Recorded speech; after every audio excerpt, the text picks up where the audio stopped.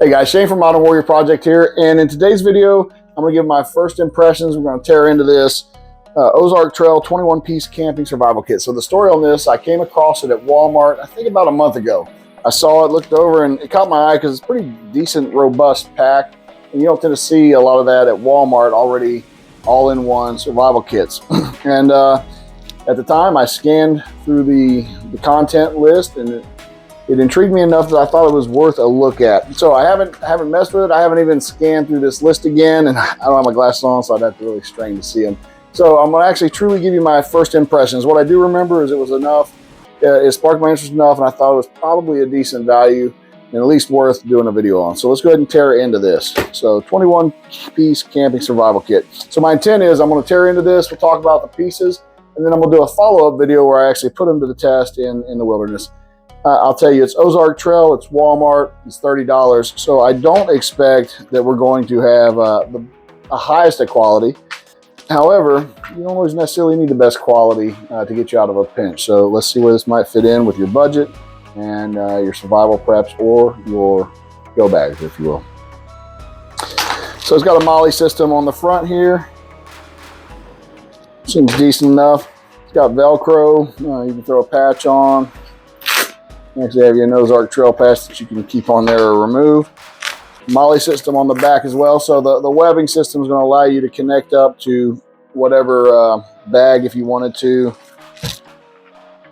You could potentially, maybe, it's got some hooks here. I don't know if I'd want to wear this on my belt, but you could potentially do that if you wanted to. So all in all, it seems like a pretty decently robust pack, if you would, as far as the kit itself goes. So let's tear into it. I'm trying to figure out what this top latch is like this for. There's like this, oh, there it is. Okay, I thought it might release. So it's got a little extra Velcro secure strap up here. I don't know what the purpose of that is other than just to keep it from falling apart if you do unzip it, or it comes unzipped. So, oh, it's got a zip tie on there. So it's got dual zippers with decent toggles. Unzip it, and it fully opens full layout. So right off the bat, we've got a flashlight. I don't have a battery in this, but if it doesn't have one, if it has one, we'll put one in, and if not, we'll take a look at it and see it. Flashlight, it's metal. Feels decent enough, robust enough. It's small. Got a little pocket clip. Not bad. Not a bad impression off from that. We got a mosquito head net. This looks like I bought a bunch of mosquito head nets from Temu just to check them out, and this looks exactly like them. So what I think this is, and most of this stuff is probably coming from China, like much of what we buy. So what they've done here is they've likely white labeled. It's probably the exact same ones I have from Temu, and they're not bad. They accomplish, there's not a lot to a head net. And if you've been in any places where gnats or mosquitoes are horrendous, you appreciate these. So good little thing right there.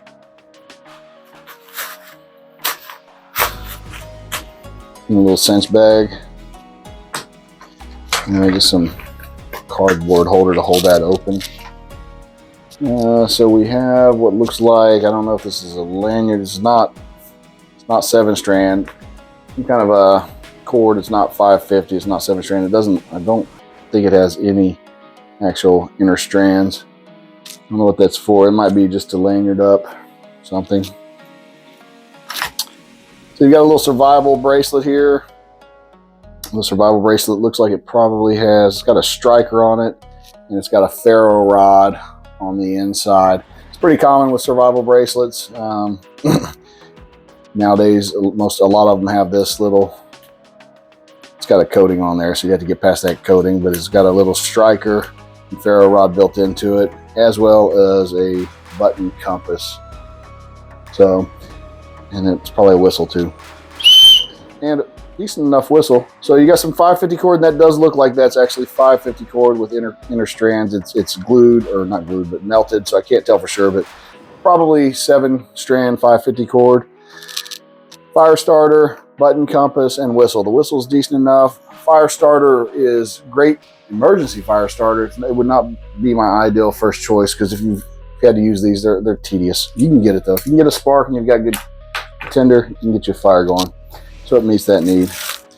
You got two, what's the proper, we call them chem lights. I think it's silum lights.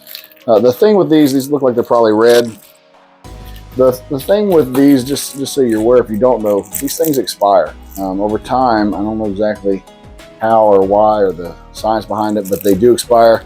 Back when I was in the military, we had to go through and every once in a while their box expire, you just take them. But 90% of the time, most of those that were expired, they really didn't work. So it's one of those things that when they do expire, they do go bad. A lot of things expire and they're not really bad. In the case of chem lights, with my experience, they are bad when they expire.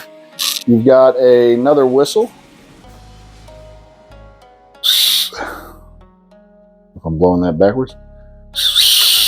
This whistle is terrible. So yeah, you've got something that looks like a whistle that doesn't seem to operate as a whistle, but it looks like it. And it also acts as a knife sheath for this. So you've got a can opener built in here. Maybe some kind of tools that you can use out of this, but it's a Spork ultimately. And pretty decent. Nice little design. So Spork. You have a pocket knife, Ozark Trail. Good enough quality. I mean, it's not, we're talking Ozark Trail, right? So, you know, it's all subjective and somewhat subjective on things. But all in all, for a cheap pocket knife, is not bad. It's not much slack. You can feel it's not heavily rooted. So you're not going to do a lot of hard work with this, but meets the need. Got a pocket clip. Serrated edge.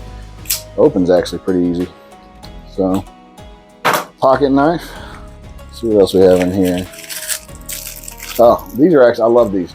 So these are going back to our tinder. These, I forget what they're called, but they're basically waxed like a twine. Twine's not jute. So it's waxed jute. And if you take this stuff and you break this up, and we'll do that in the follow-on video and show you, it's actually a great little fire starter. So you got 4. And that's a lot more than 4 fires if you use it right. And that's it on this side. It's got an inner pouch here that you could store stuff. So inside we've got pocket here, inner pocket, secondary pocket, and then some little webbing that you could stick some stuff in as they had it. Not a bad thing.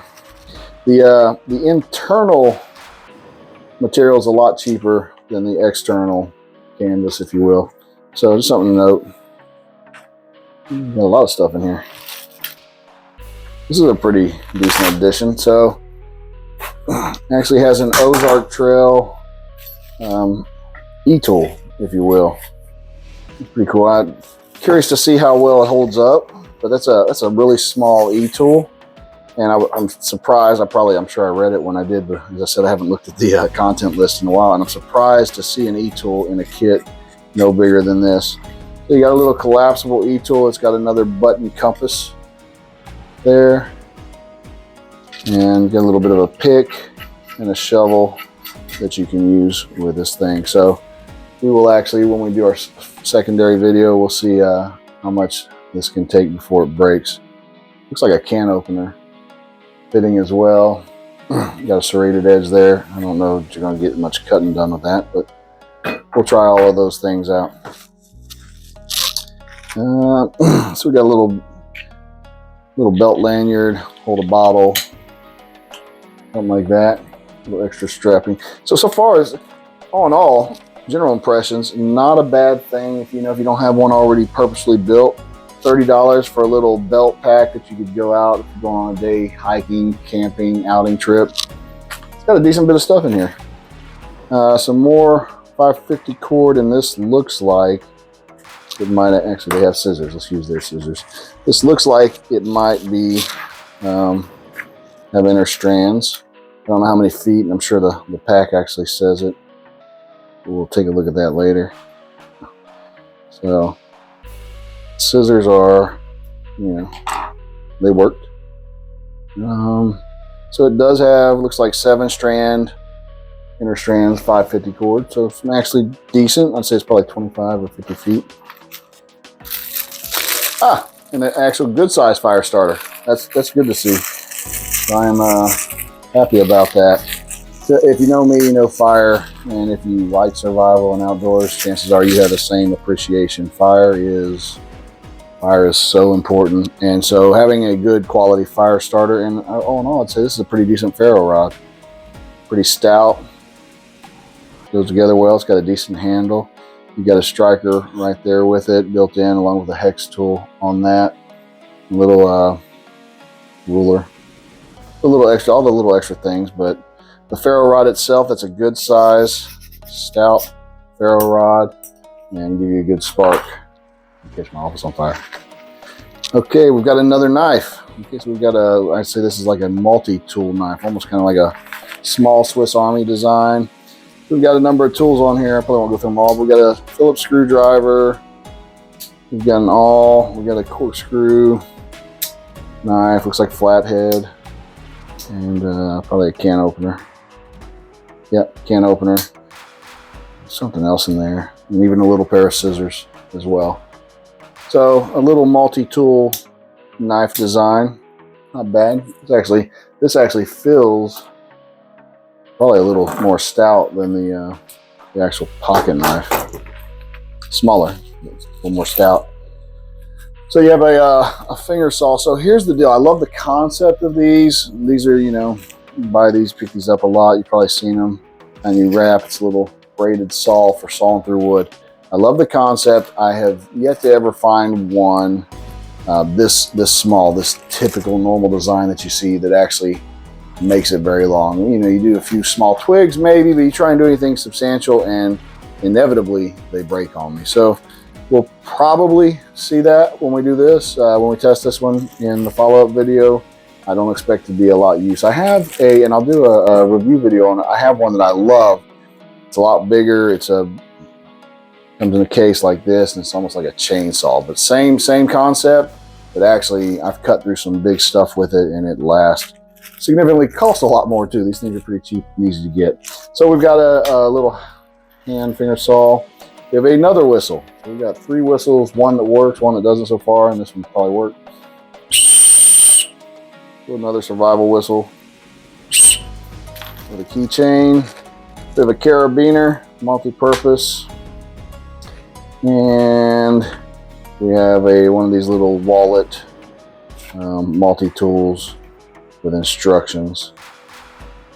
So overall impressions, I'd say it's not bad. Obviously, if we're talking from a survival kit without me having a list, you know, the things I see missing right off the bat is water. And we've got a water bottle holder, but we don't have any way to treat water other than the fact that we could start a fire and we could boil it. So you need some kind of container. It doesn't have a water container with it. At the end of the day, you're not necessarily going to get everything, especially in a $30 pack. So we don't have water. We attempted with signaling here as far as a rescue signal. You also got your light. A signal mirror would have been nice. You could potentially use this somewhat to that capacity. Not intended for it, or even this back here maybe. But so signaling, we've got a little hit on. We've got fire. You know, I guess you could stretch and say you've got security with your knife and your pickaxe. But all in all, as far as a survival kit for $30, initial impressions, I don't think it's a bad buy. Not for $30. So for the most part, my general approach, you know, we all have to work with whatever budget we're dealing with. So you always take that into account too. You know, if you got a great budget, you can start right off the bat and buy everything a la carte, best quality and best fit for your needs. And that's always a great way to go. But most time we don't always have that. And sometimes you just want these extra kits to stuff places. This is not a bad kit. Wouldn't be a bad kit to throw in some vehicles. Wouldn't be a bad kit to take with you on a day hike. We'll test out the quality and see how well it stands to that in our next video. So make sure and check that out. If you've had this and you've used it, or if you have another ready-made survival kit already put together that you love, let me know about it in the comments. I'd love to hear about it, and maybe we'll check it out too. I think that's it for this video, and make sure and check out the follow-on video. I'll be doing it probably within a week or so.